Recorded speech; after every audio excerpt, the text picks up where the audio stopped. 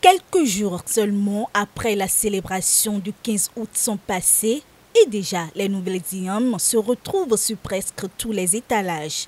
Contre toute attente, ici au marché d'Antokpa, plus précisément à Maoulé, le prix de cette tubercule est inhabituellement en hausse. Les ignames sont chers et les prix ne sont pas fixes.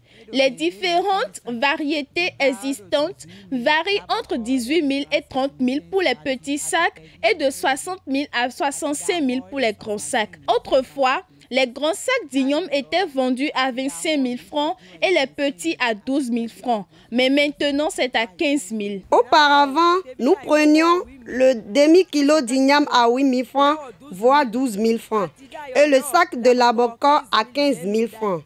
Aujourd'hui, tout a changé. Avec cette situation, les vendeuses se disent être confrontées à d'énormes difficultés pour faire écouler leurs produits.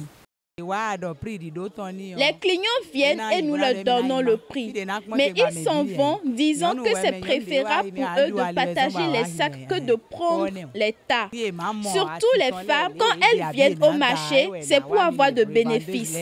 Quand les sacs ne sont pas abordables, ils reviennent vers nous. Des fois, nous sommes obligés de laisser l'igname à un prix réduit pour pouvoir vendre. Puis nous complétons après avec nos propres sous pour avoir de bénéfices.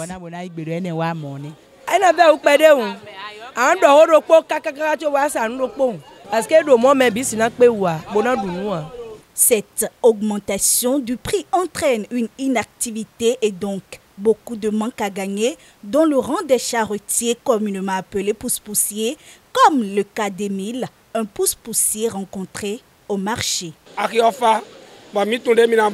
Le marché est si calme que nous ne savons comment faire. Les quelques clients qui viennent ne font que se balader, ce qui fait que nous ne travaillons pas bien. C'est à cause de la cherté de l'igname que les clients ne payent pas. Pour ces femmes, cette inflation du prix de l'igname serait liée à la diminution de la production ainsi que la cherté des produits vivriers.